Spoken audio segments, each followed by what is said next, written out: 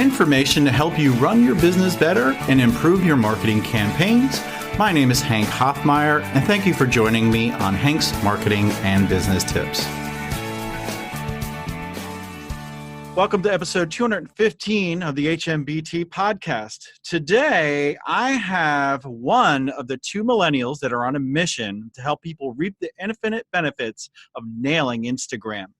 Viv Conway and Tasha Mays have over 200,000 followers on their personal Instagram accounts and have worked with clients from 70 followers to 1.9 million followers across Australia, US, UK, and New Zealand. They've discovered firsthand how building a dedicated Instagram following can significantly accelerate the success of your personal brand or your business. Tasha is an Instagram influencer who has created content and worked on campaigns with multiple brands across New Zealand, Australia, and also America. She uses her skills in content creation to create thumb-stopping creative Instagram pictures for your brand's Instagram. And she could teach you the tricks of her trade. And Viv, who is on the call with me today, has successfully built her own sportswear brand on Instagram.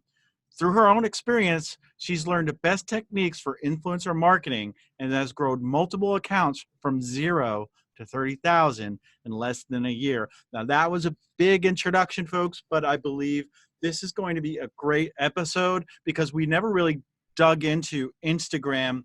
As far as bringing somebody on that is a thought leader in this space, it's usually me blabbing to you that you need to post on Instagram, how to get more followers, and what tools to use. But Viv is here today to talk about Instagram. Welcome to the show. Thanks so much for having me, Hank. It's great. And it's amazing because I don't know what it is about like the news articles on Apple and on Google. Every time you dive into an article on one subject, you start getting more of that same topic. And lately it's been about influencers and it's been about Instagram.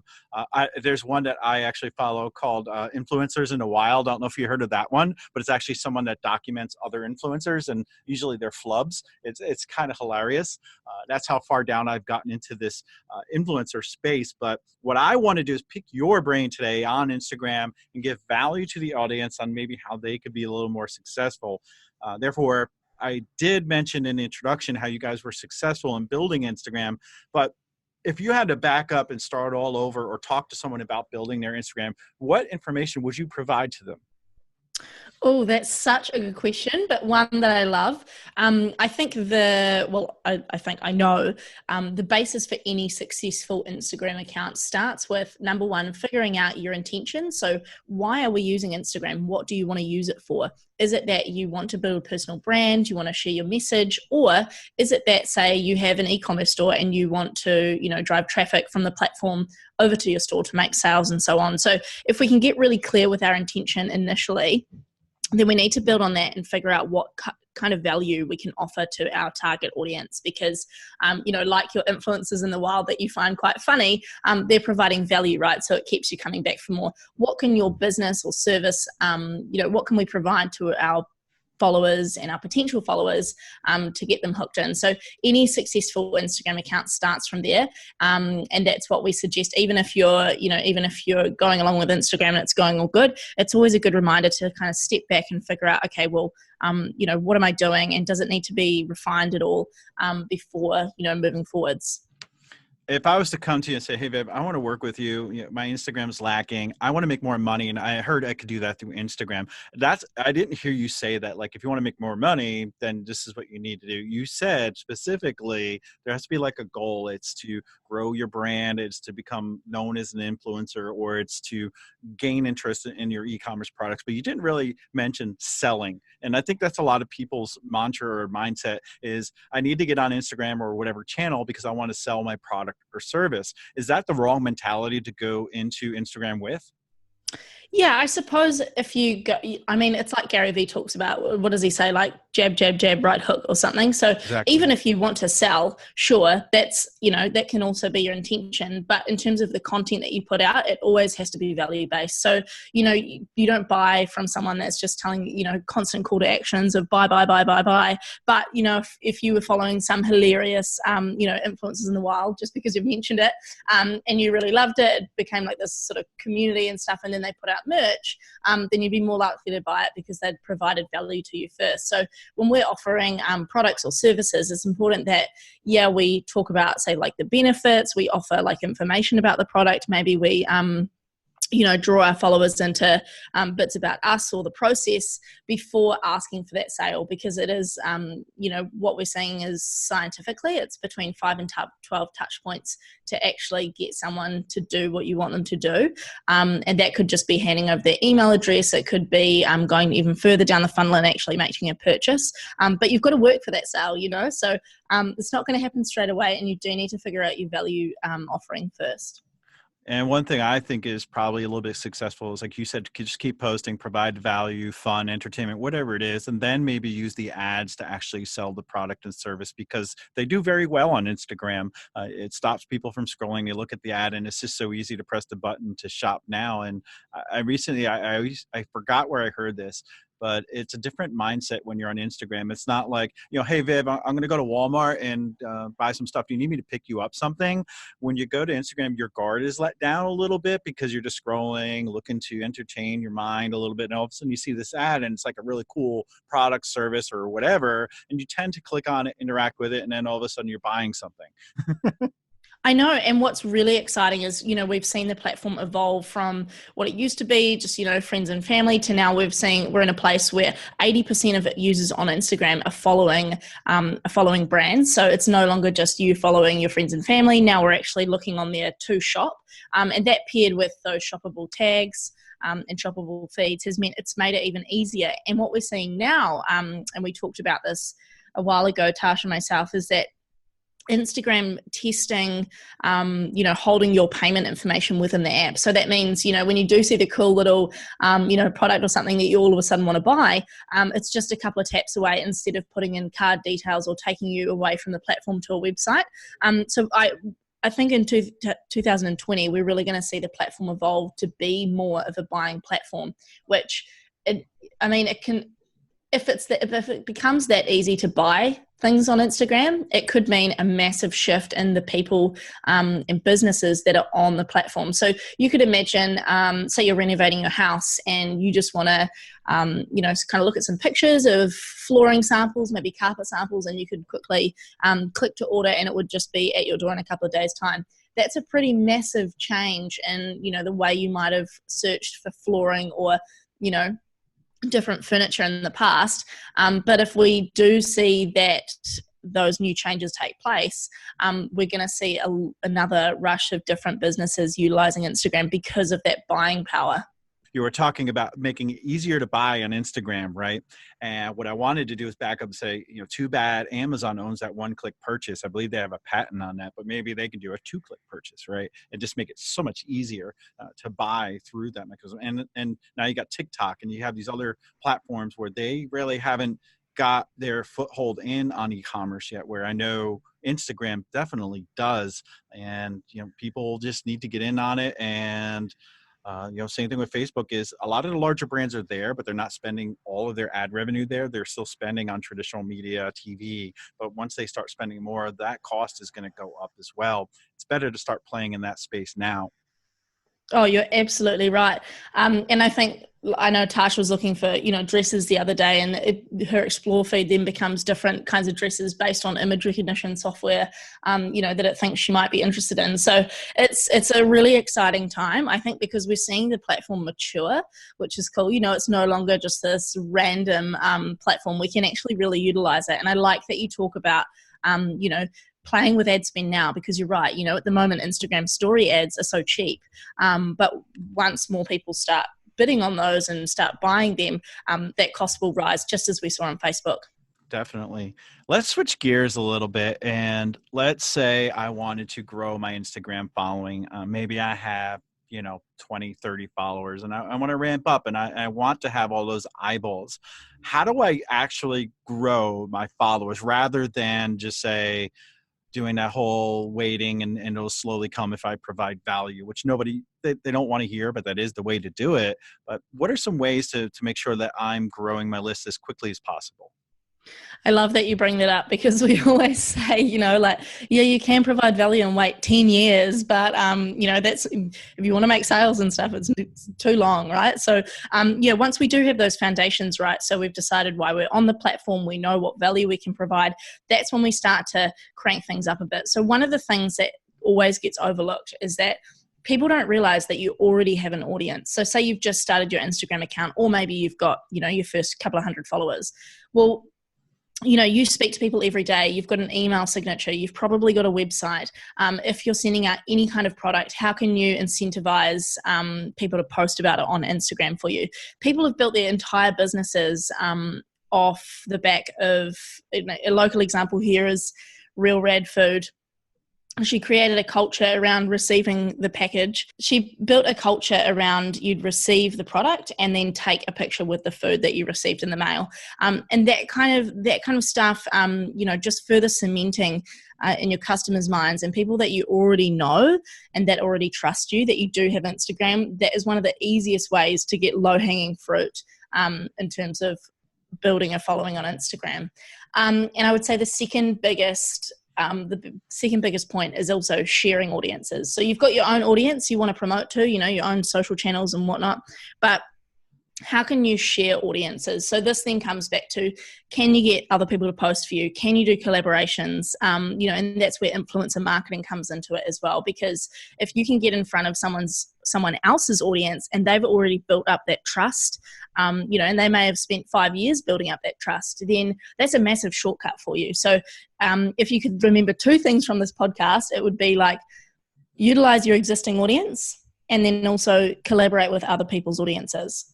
Okay, so if this podcast is recorded, it's live, and I posted on Instagram that it's out there in a while, and I tag you guys in that, what do you think the likelihood, or like, is there a certain percentage that we can probably say would click on your bio link or your user tag and then go back and maybe look at your account or follow you? Yeah, and that's really interesting. So, for example, whenever we run an influencer marketing campaign, those are the kinds of things that you want to be tracking, because you need to understand that not everyone will be as effective as the other. So if you can kind of track that data, maybe with an initial collaboration, start out small, not dive right in, but what you'll find is there'll be some golden gems in there in terms of people in their accounts who have a really strong connection with their audience. So you might find that person A does an all right job, gets an all right result, but then person B, they might post something totally similar, but they get a totally different result in terms of click-throughs back to your page. So it also comes back to tracking that data, which Instagram gives us access to, which is awesome. How do you feel about the tactic of going and following people that are kind of in your niche or who you want to sell to, and then waiting a few days and unfollowing people that don't follow you? Yeah, it's an interesting strategy. And I mean, you could if you wanted to. The downside to that is it's going to take you a lot of time. Instagram's, what's it called? The limits are really tough now. So it used to be a really popular strategy, but the reality is, are you going to be building a really strong connection with that audience? Like, are they, by following them and them following you and then you unfollowing them, does that actually build up any more trust with your brand? And it's important that we're not necessarily just thinking about those vanity metrics. So yes, there may be some cases where that's important. So we've worked with FMCG brands where they want to get a product into supermarkets, but to do that, they need to make sure that they've got a certain number of followers, so they seem and so that they are like in demand and people have seen the brand before. But if you're trying to build like a personal brand, say you're a real estate agent and you're going to try and build a really personal connection with them, by unfollowing someone, it's probably not the best place to start. And the other obviously limitation to that is because of Instagram's limits, it's not a sustainable strategy. So, for example, you can only ever follow 7,500 people on Instagram. And if you're limited by who you can follow and unfollow every hour, it's not a sustainable strategy. And on top of that, it's a lot of time. Right. And that's kind of what I hear too as well. But there's some people I know that actually use it and they're pretty successful with it. They were using an app for a while, but now they're doing it manually. I don't know how they have the time to do that, but they do it. For me, I've gotten kind of stagnant. I'm at 307 followers, but you know what? I don't mind. I'm not trying to monetize my Instagram. I'm not trying to be a quote unquote influencer. I want people to follow me that really want to hear my message, hear my voice. I think Twitter is a little bit more successful for me as well as YouTube. But Instagram, I've dealt with it. I'll still post there and I'll try because I want to I want to know about the platform so I can tell others how to use it. But I can't brag about having thousands of followers because I just don't have them. Yeah, and I mean, it comes back to, it is a time thing because, as a business owner, you do have to understand what is most effective for you. So, if Twitter is most effective for you, then totally double down on that. And like you say, be across other platforms with repurposed content and so on, but it doesn't have to be a massive focus. I think of one example in particular, a service-based business in the beauty industry locally here, and she's like got 2,000 followers, maybe just over, totally booked out for 6 months, so it's not actually in the amount of followers at all. It just comes back to, okay, well, what do you want to achieve? What does that look like, and how are we going to get there? Right. I think people that want to become influencers and get paid to do influencing, they worry about the numbers because they think that the numbers are what's going to get them the gigs or the free hotel rooms and stuff like that. Oh, 100%. And when we're talking about, personal branding and influencers, a lot of people take that personally. So, it can be all tied up with that as well.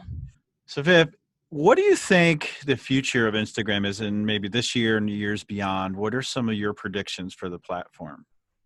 So the first one we've already sort of touched on that in terms of the shopping. Like, I think we're going to see massive changes for the better in that space, which is going to be exciting. And with that, I think we're going to see a lot of other industries jump on the platform that we previously haven't seen there before. So I'm talking like less sexy businesses, but that have something to sell and that have something to offer. We could see a massive change in how people are using the platform. With that being said, I also think stories, like we've seen the kind of rise of them in 2019, 2020 is going to be another massive year for stories. Already, I don't know how you use the platform, Hank, but for me personally, instead of scrolling as much as I did, I'm definitely watching a lot of stories. And I think that comes back to, sometimes your friends are right at the front of your feed, which is great. And they're just really easy to create them. They don't have to be perfect. So it suits a lot of people. And we're seeing that kind of turn back around from, where we started on Instagram. We went to this kind of like aspirational stage where a lot of the content that was being posted was really aspirational or almost inauthentic. But stories has allowed people to be relatable again. So I think that we're going to continue to see that surge. Like Instagram's normally pretty good at getting us to do what they want us to do, if that makes sense. So again, you look at like when stories first came out, no one really used them. It was sort of like, what are you doing? This is Snapchat's domain. And now we've seen this complete turnaround. So when IGTV came out, it was interesting because you'd have thought we might have seen more uptake, but now, with that change to automatically upload longer videos, I think that's one of their tactics to get us to use IGTV more. Maybe it's just a difference of the short form versus long form. Maybe long form suffering and then the short form in the stories is doing better. Yeah, definitely. And I think, the rise of TikTok also has a little bit to play on that, just because, the way that people are editing videos on TikTok, it's all really fast, versus the long drawn out, like you say, long form content. You said, I do see stories as being popular. What's funny is I don't consume stories as much. Therefore, I don't think that I should post there as much. I don't see the importance, and psychologically that to me, I need to get over that and say, hey, the audience probably wants to see more stories. Therefore, I need to do that. And maybe some other people do that. They just keep posting pictures to their feed and not going into the stories. Yeah, definitely. And hey, have a play around with it. See if, people respond well to different parts of your life. Even if it's the behind the scenes of recording a podcast, you'll be surprised at the responses you get. One final question for you. Do you think Instagram is ruining tourism? Oh, that's a really interesting question. We actually did did we? I think we did like a draft podcast on how, what impact Instagram has had on the tourism industry, because, there has been a lot of places in the world that have been almost destroyed and just totally overdone because of Instagram. But then again, I see whole businesses. Like you look at the example of Elsa's Wholesome Life that they went to Turkey. What is it? Cappadocia? Hmm. You know the one, and there's the pictures in Turkey and they've got all the hot air balloons? I think that's it. I'm not 100% sure. They went to Turkey, Cappadocia. This is probably terrible pronunciation, but they and they said, "Hey, can we have breakfast on the roof tomorrow?" And the people at the hotel were like, "What are you talking about?" And they said, "Yeah, we want to have breakfast on the roof so we can get this photo." And after that photo, now every accommodation, like every supplier of accommodation in that place in Turkey offers breakfast on the roof so that they can get those photos. So it makes pretty radical changes to the tourism industry, and whether that's for better or worse, I'm sure there's evidence on both sides of that. But like over here at the moment, we're in New Zealand, but we've just had those Australian bushfires, so there's a lot of there's a lot of content on social media at the moment around go and visit the places that were affected by the Australian bushfires, which is really constant versus what you would see in the paper. One tip I would offer is don't be that person that sits in front of a very scenic area like a Grand Canyon or whatever, a popular destination where there's not a lot of room to get that picturesque photo and take 20, 30, 40 minutes to get that perfect shot. There's other people waiting, and some people don't care about, I'm not going to put this on Instagram. I just want to get a picture with my family. It's funny to see some of these people that they're sitting there for long periods of time trying to get that perfect picture. I understand why, but just be cognizant. Maybe let somebody else get that picture and then go back in and do it later. Oh, totally. And I think in particular in New Zealand, a lot of what I've noticed is the surfing community in particular and worldwide, they never really post. Like it's very frowned upon to actually post the location of where you were. So one photographer, for example, Rambo Estrada, he takes incredible photography, but he'd never disclose where these waves were because they're so epic. But and there's no one riding them, but it's all just in little nooks and crannies of the country. So there are still well-kept secrets. I hope that they remain well kept. And do you have any other well kept secret tips that you can offer? I think we've probably covered the main ones. I think if there's anything to take away from today, it's understand your intention. So why are you using Instagram, and what do we want to achieve here? And then number 2, figure out that value. So what can you provide value to people? Like you mentioned at the start, Hank, is it humor? Is it information? What is it that you can provide in order to get those followers and that audience coming back? Well, you heard it from an expert today, folks. I think they know what they're doing with the amount of followers they have and the kind of companies that they work with. If folks wanted to reach out to you, learn more about you guys, or follow you on social media, maybe even work with you, what's the best way to do that? Yeah, absolutely. So you can find us at acethegram.com or listen to our podcast on any podcasting kind of thingos. It's Ace the Gram podcast as well. Yeah, give them a listen and, show them some love. I'll definitely link to you guys in the show notes so they have that. But I'm really appreciative of you being on today. And if you want to hear previous episodes, go to hankhoffmeier.com/Alexa.